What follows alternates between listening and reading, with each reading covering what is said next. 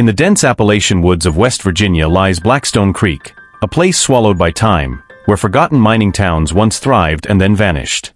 Locals speak of the creek in hushed tones, especially about the girl who drowned there.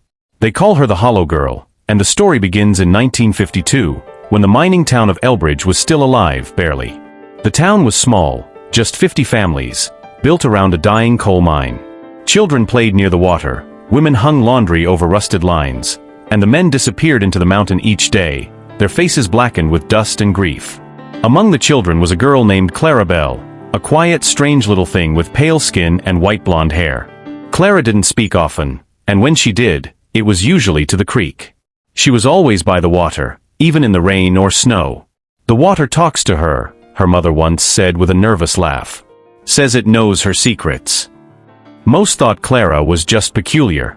No one ever thought she was dangerous, until the disappearances started. The first was her cousin Ben, a tough boy 2 years older. He was last seen teasing Clara by the creek, calling her names and splashing water at her. He never came home. Days of searching led nowhere. Just a single shoe, found near the edge of the creek, and claw marks in the muddy bank. Then it was Miss Adeline, the schoolteacher. Then the Reverend's son. And each time, Clara was the last one to see them. "I told them not to be cruel," she said once, staring blankly at a deputy. "The water doesn't like cruel things." On a cold October evening, a mob gathered. Fueled by fear and grief, they stormed the Bell house with torches and trembling hands. Clara's mother wept, begged them to leave her child alone. But the men dragged Clara to the creek. They demanded she confess, but she said nothing, just stared with those pale, unblinking eyes. And then, someone pushed her. Her head struck a stone on the way down. Blood blossomed across her face as the cold black water swallowed her. They waited for her body to rise. It never did. The creek was dredged, drained, even blessed by traveling priests.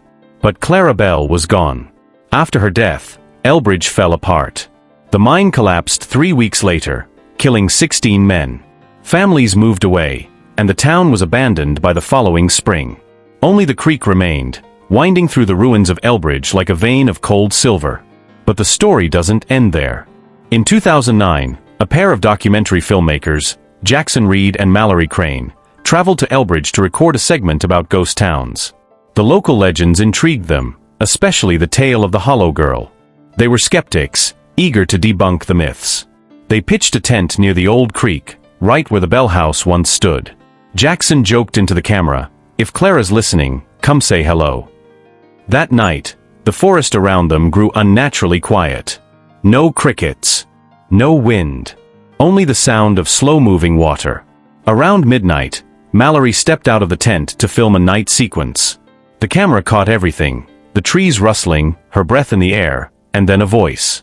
A child's whisper, "Don't be cruel." Mallory spun around.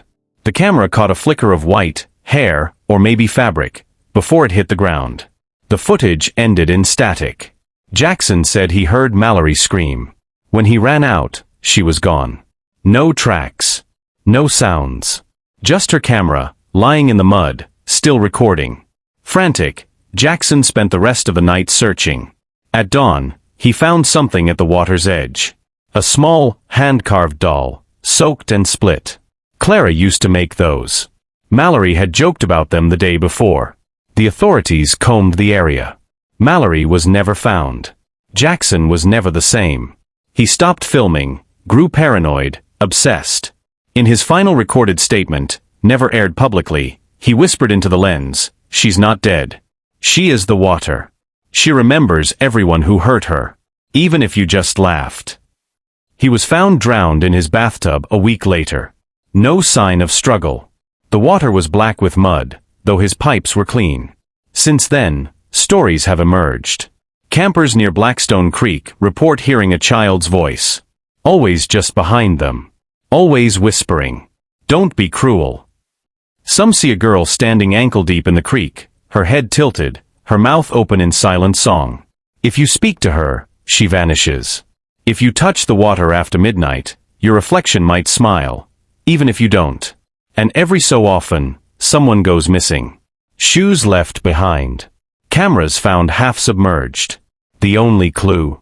Muddy handprints, too small for any adult. No one lives in Elbridge anymore. But if you ever find yourself deep in the West Virginia woods, and you come upon a cold, winding creek, don't speak her name. Don't laugh. Don't tease. Because Clara Bell is still there. And the water remembers.